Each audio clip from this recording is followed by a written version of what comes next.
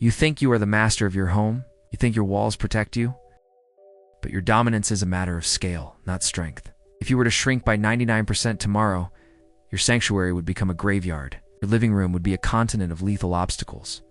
Your pets would become elder gods. And the oxygen you breathe, for a creature your new size, the very physics of the world break apart. Welcome to the microglitch. This is why you wouldn't last 5 minutes in your own house. Meet Tom. He is 30 years old, 6 feet tall, and currently reaching for a glass of water on his kitchen counter. In a fraction of a second, the world snaps. Tom doesn't fall. He doesn't move. The world simply expands with a sickening, wet sound of stretching reality. The glass of water he was holding is no longer a cup. It is a crystalline skyscraper, a mile-high tower of glass that shatters. To Tom, this isn't just a spill, it's a localized tsunami. At this scale, water doesn't behave like a liquid.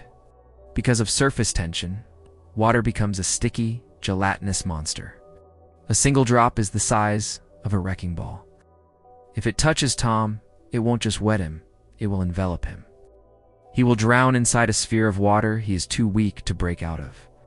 Tom is now less than an inch tall. He is standing on a kitchen counter that feels like a vast, scorched desert of white granite, full of canyons that used to be microscopic scratches. The hum of his refrigerator, once a background noise, is now a tectonic vibration that rattles his teeth and threatens to liquefy his internal organs. But Tom has no time to wonder what happened, because at this scale the laws of biology have shifted. For a creature this small, the air is thicker, more viscous.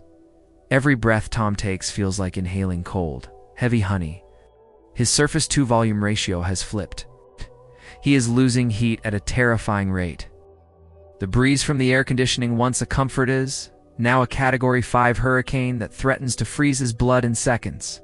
If he doesn't find shelter in the next 60 seconds, his own metabolism will burn him out. His heart is already racing at 300 beats per minute, trying to keep his tiny frame from shutting down. But Tom isn't alone on this white granite desert. He hears a sound, a mechanical, rhythmic thud. It sounds like a drum line played by a giant, accompanied by the high-pitched whine of a jet engine. He looks up to massive obsidian domes, composed of thousands of individual hexagonal lenses are staring at him from the edge of the counter. It's a common housefly. But to Tom, it is a 10-foot-long biological combat drone. Its wings are vibrating with the force of a helicopter turbine, creating wind gusts that nearly blow Tom off the ledge. He sees the filth on its legs, bacteria the size of watermelons, writhing in the grime. The fly doesn't see a human. It sees a helpless, fleshy protein deposit. It extends a proboscis that looks like a giant wet vacuum tube, searching for Tom's soft tissues. Tom hides behind a salt shaker which now looks like a monolith of jagged, translucent crystals. One grain of salt falls near him. It's the size of a brick and hits the counter with a crack that sounds like a gunshot. This is the first lesson of the microglitch.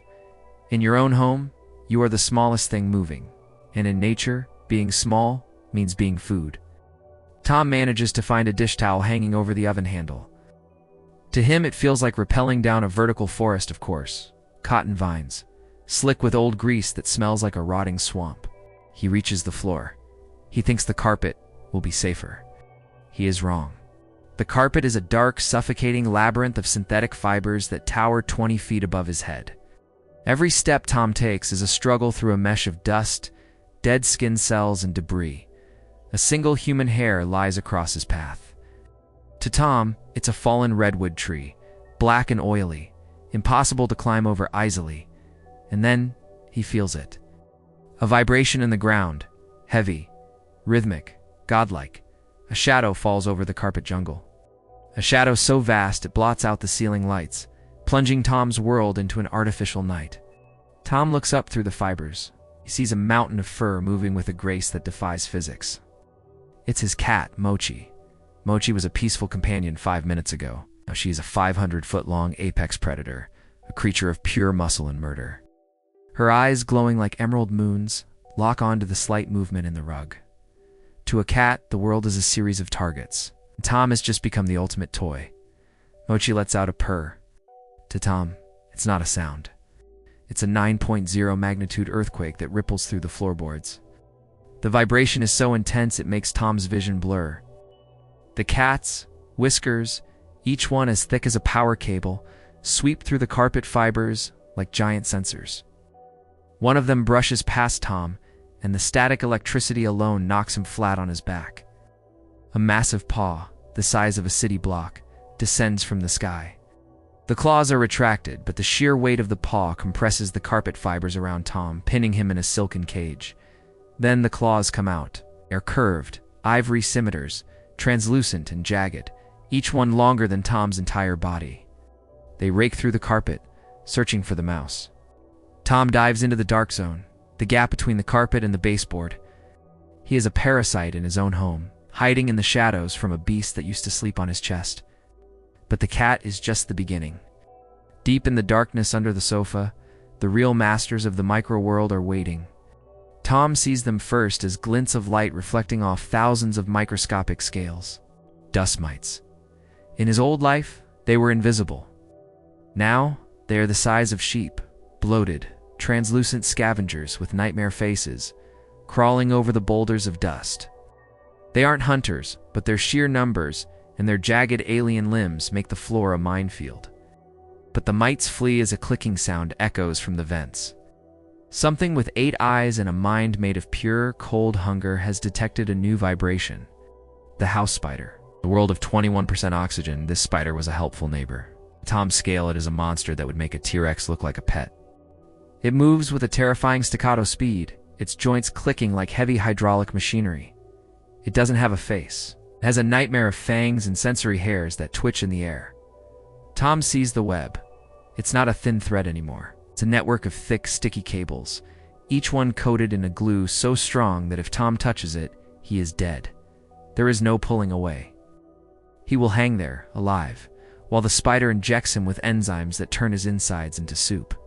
The spider is 15 feet wide from leg to leg. It can taste Tom's chemical signature in the air. Tom tries to run, but his feet get caught in a sticky patch of spilled soda lake of black. Viscous tar that holds him fast. The spider lunges, it doesn't crawl, it teleports. It covers 10 feet in a blink. Tom swings a discarded toothpick he found now, a heavy wooden spear. He stabs at one of the spider's eyes.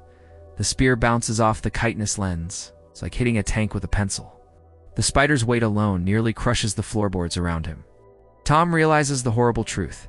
He is experiencing the exact terror his ancestors felt millions of years ago. The struggle for survival isn't about intelligence, it's about physics. Right now, physics wants him dead. But then the world gets louder. A sound like 1,000 jet engines starts to howl from the hallway. It's the sound of the end of the world. It's the Roomba. To a 6-foot man, the vacuum is a convenience. To a 1-inch man, it is a celestial vacuum, a rolling apocalypse.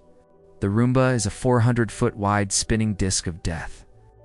Moving across the carpet jungle with total mechanical indifference, its side brushes are giant, rotating flails that crush everything in their path. The suction is so powerful it creates a localized vortex, pulling dust, hair, and living creatures toward the black maw underneath. Tom watches as the spider, his terrifying predator, is suddenly snatched into the air. The 8-legged titan is sucked into the darkness of the machine in a split second. Tom hears the sickening crunch of its exoskeleton being pulverized by the internal fan blades. The hunter has become the waste. Tom grabs onto the heavy brass leg of the coffee table, wrapping his arms around the cold metal.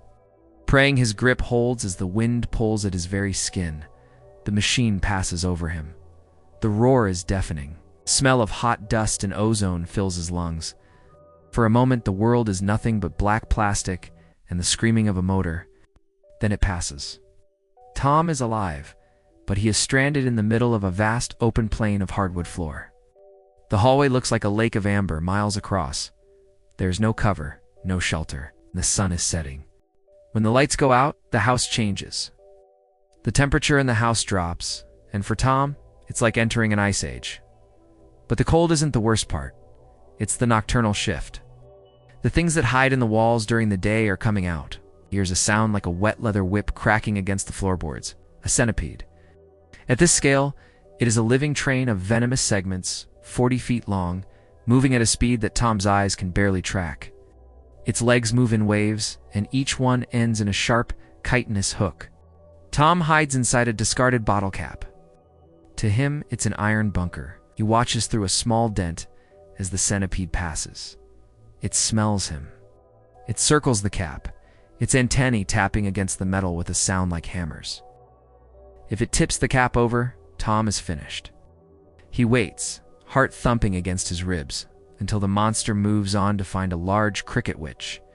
At this scale, looks like a 20-foot-tall armored beast with legs that can kick through brick walls.